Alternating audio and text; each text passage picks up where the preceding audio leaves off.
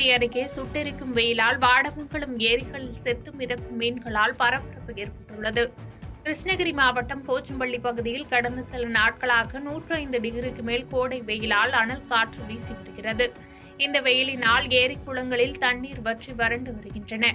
இந்த நிலையில் போச்சம்பள்ளி அருகே உள்ள வாடமங்கலம் ஏரியில் வெயிலின் காரணமாக ஏரியில் வளர்க்கப்பட்ட கட்லா, ரோப்பு ஆகிய மீன்கள் டன் கணக்கில் செத்து கரையோரம் மிதந்தன. மேலும் மீன்கள் அழுகி ஏரி முழுவதும் துர்நாற்றம் வீசி வரும் நிலையில் இது தொடர்பாக தொற்றுநோய் பாதிப்பு ஏற்படும் அபாயம் உள்ளதாக அப்பகுதி மக்கள் அச்சம் தெரிவிக்கின்றனர். உடனடியாக சம்பந்தப்பட்ட அதிகாரிகள் நடவடிக்கை எடுத்து செத்து மிதக்கும் மீன்களை அப்புறப்படுத்த வேண்டும் என்று கோரிக்கை எழுந்துள்ளது.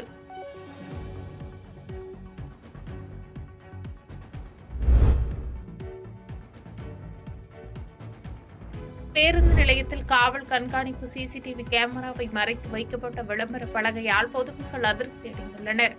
அரியலூர் மாவட்டம் ஜெயங்கொண்டம் பேருந்து நிலையத்தில் அதிமுக சார்பில் முன்னாள் அரசு தலைமை கொறடா தாமரை ராஜேந்திரன், ஜெயங்கொண்டம் முன்னாள் சட்டமன்ற உறுப்பினர் ராம ஜெயலிங்கம் ஆகியோரால் கோடைக்கால தண்ணீர் பந்தல் திறக்கப்பட்டது.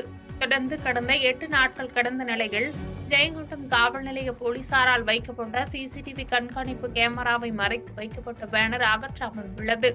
இந்த நிலையில் இந்த பகுதியில் ஏதேனும் குற்றச்சம்பவங்கள் நடந்தால் அதனை கண்காணிக்க இயலாத நிலை ஏற்படும் அவல நிலை உள்ளது.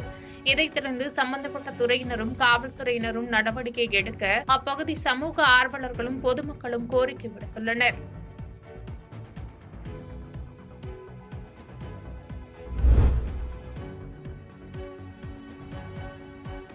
அரூரில் 1 மணி நேரத்திற்கும் மேலாக காற்றுடன் கூடிய பரவலான மழை பெய்தது பொதுமக்களை சற்று நிம்மதியடைய செய்தது. தருமபுரி மாவட்டம் அரூரில் கடந்த சில வாரங்களாக 100 டிகிரி செல்சியஸ்க்கு மேல் வெயில் வாட்டி வதைத்த நிலையில் நேற்று அரூர், அழகிரி நகர், அக்ரஹாரம், நெருப்பாண்டங்குப்பம் உள்ளிட்ட பகுதிகளில் சுமார் 1 மணி நேரத்திற்கும் மேலாக காற்றுடன் கூடிய பரவலான மழை பெய்தது.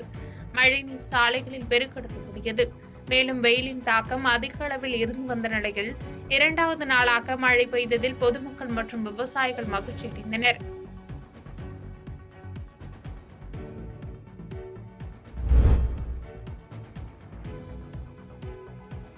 கும்பகோணம் அருகே சிறுத்தைகள் நடமாடுவதாக எழும் தகவல்களால் பொதுமக்கள் அச்சமடைந்த நிலையில் தீவிர சோதனையில் ஈடுபடும் வனத்துறை அதிகாரிகள்.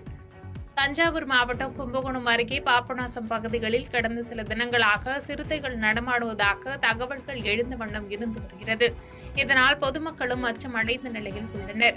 இந்நிலையில் பாபநாசம் தாலுகா இடையிருப்பு கிராமத்தை சேர்ந்த பாலமுருகன் என்பவர் விழுதியூர் பகுதியில் தனது சொந்த வயலுக்கு தண்ணீர் பாய்ச்சுவதற்காக சென்றிருந்தார். அப்போது அவர் 2 சிறுத்தை நடமாடுவதை கண்டதாக அவரது நண்பர் செந்தில்குமாரிடம் தெரிவிக்க, தகவலின் பேரில் பாபநாசம் போலீசார் மற்றும் தஞ்சை வனச்சரக அலுவலர் ரஞ்சித் மற்றும் வனத்துறையினர் சம்பவ இடத்திற்கு விரைந்து வந்து சிறுத்தைகளின் கால்தடங்கள் பதிந்துள்ளனவா என ஆய்வு மேற்கொண்டனர். சிறுத்தைகள் நடமாட்டம் ஏற்பட்டதற்கான எந்தவித தடயங்களும் தென்படவில்லை எனவும், பொதுமக்களின் பாதுகாப்பு நலன் கருதி தொடர்ந்து இரவு நேரங்களிலும் சிறுத்தைகள் நடமாட்டம் இருக்கிறதா என்பதை கண்காணிக்கப்படும் எனவும், பொதுமக்கள் யாரும் அச்சப்பட தேவையில்லை, தொடர்ந்து வதந்திகளை பரப்புவோர் மீது கடுமையான நடவடிக்கை எடுக்கப்படும் என ஆய்விற்கு பிறகு வனச்சரக அலுவலர் ரஞ்சித் தெரிவித்தார்.